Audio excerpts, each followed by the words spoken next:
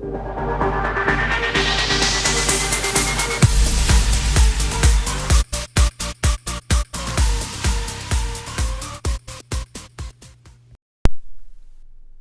what's up guys? This is the video for section 6.1, which is graphing systems of equations. And these are going to be linear equations. There are different types of systems, but these are linear lines of equations. So let's go ahead and understand what is systems of linear equations first.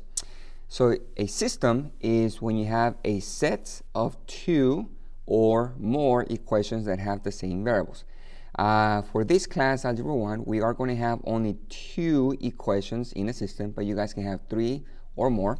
And those equations must have the same variables. So I am using the x and the y for this system here. Notice that we have one equation, 2x plus y equals 10, and this is in standard form.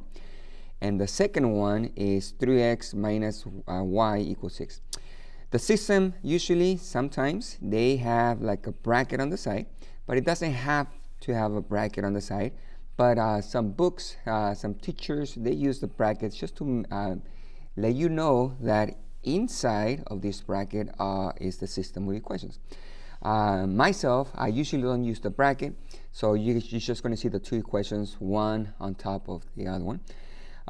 So what is the big idea for system of equations? Well, when you guys solve, meaning that you want to find the value of the variable, what you want is find a number for x, you want to find a number for y, that when you guys do the work, you substitute the numbers, it gives you 10 in this case. Now remember, the equation can have different numbers. So let me just give you guys an example of what numbers you can use so you can get 10. So let me just zoom in here so you guys can see and understand the big idea. So let's say that I want to substitute a 4 into the x. So I'm just going to put 2 times 4, so there's the x, plus, and I'm going to substitute 2 for the y, and this has to equal this number here. So let's check. When you multiply, 2 times 4, that's 8, plus 2, that's going to equal 10. So that means that those two numbers, x equals 4 and y equals 2, those are the numbers that can help you to find this answer. But here's the catch. There's a second equation. So if you say x equals 4 and y equals 2, you're going to substitute the same numbers here, and it has to work. So this equation right here equals 6. So let's try and check. I have 3 times 4 minus 2.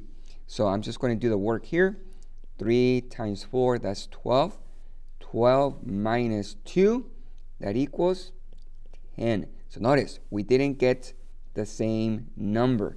So what we say, since it worked for the first equation, yeah, we got 10 here, but it didn't work for the second equation.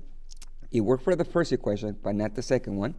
We say that those are not your answers. X cannot equal 4, y cannot equal 2.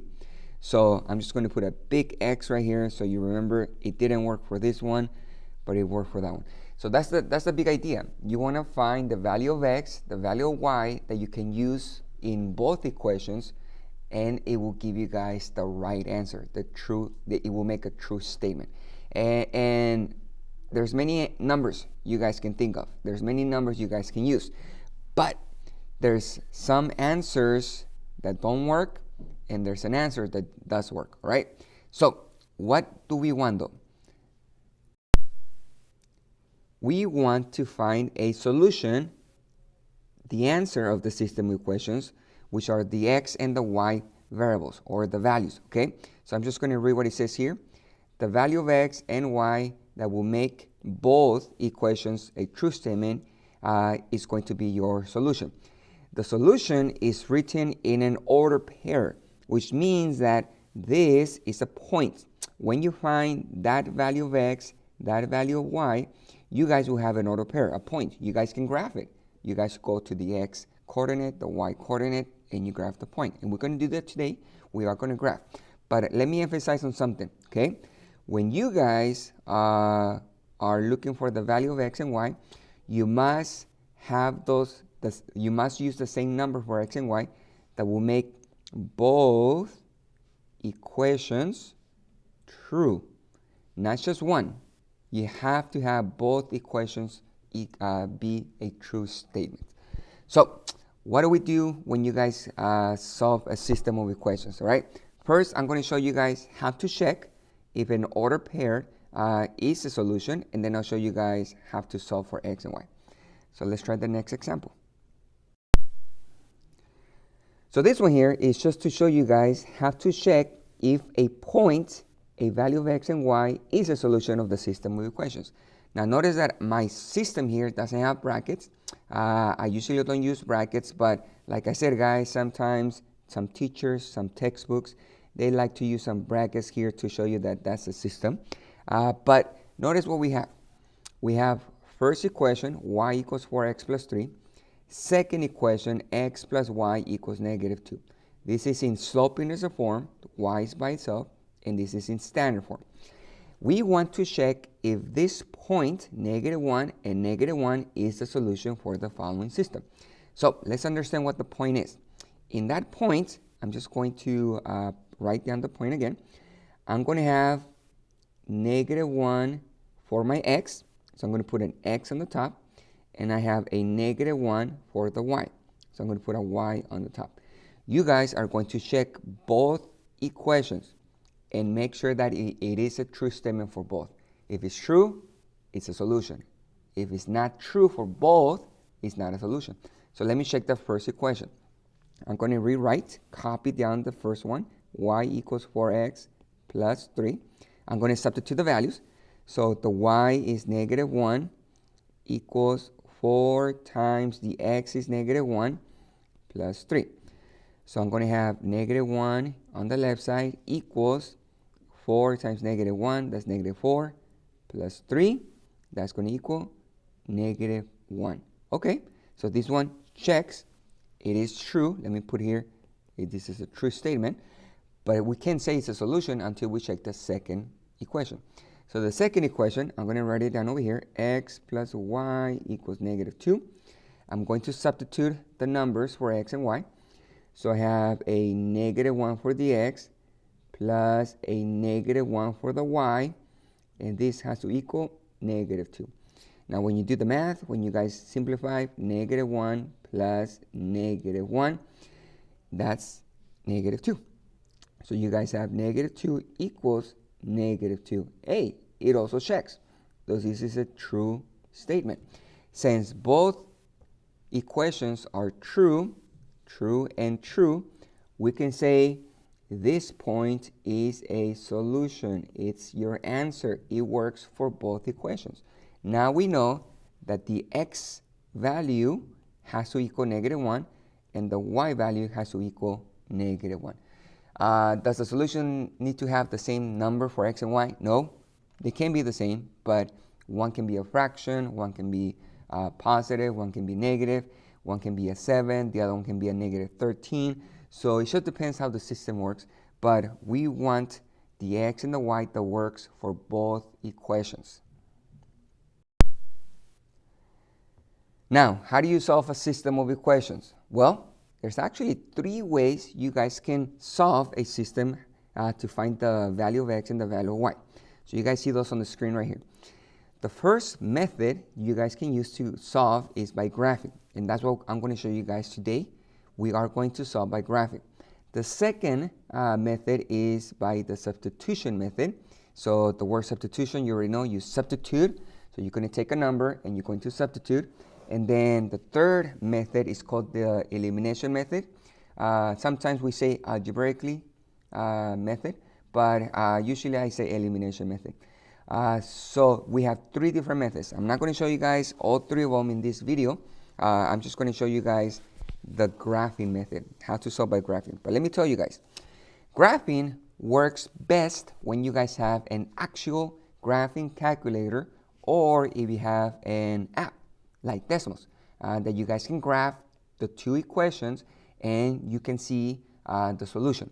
So when you graph by hand, It's not the best way to find the answer because when we do everything by hand, when we graph by hand, it's not accurate. Our lines are not really straight. We might be a little bit off, but I'm going to show you guys how to graph by hand though, how to solve by graphing by hand. And then in class, I'm going to show you guys how to use decimals. Okay, so let's go ahead and solve one system by graphing. Like I said, guys, my next video for my next section, this is going to be the method I'm going to use. Then after that, I'm going to do another video and I'm going to show you guys elimination. But this one is solving a system by graphing. So let's understand what is a solution when you guys graph, okay? So when you guys graph, we have three options when you see the two lines on the graphing paper. So look at the first one. The first option right here is when the two lines actually intersect. And you guys can see where that point of intersection is at. So when you guys have this type of graph, the two lines are intersecting, we say the system has one order pair as a solution, one solution. What do I mean? You check where the two lines actually intersect, where they cross.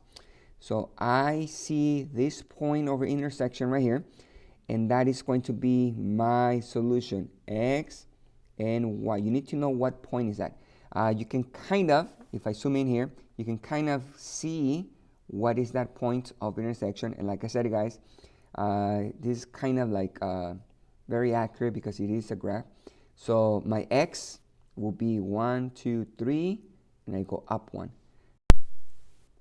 So my solution, my actual answer will be 3 for the x and 1 for the y.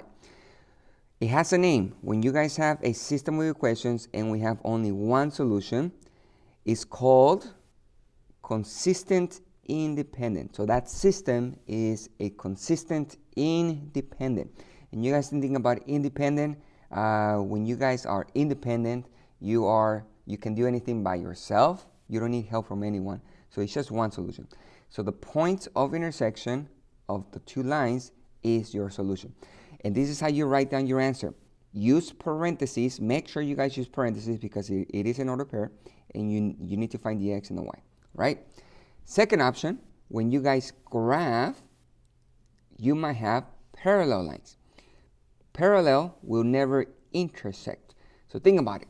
If a solution is the point of intersection and the parallel lines never intersect, that means we have no solution. There's no answer. The two lines are never going to intersect. So the name of the system when you have no solution, parallel lines, is inconsistent. So we have parallel, never intersect, it is inconsistent. You're not going to find the x and the y because there is no solution.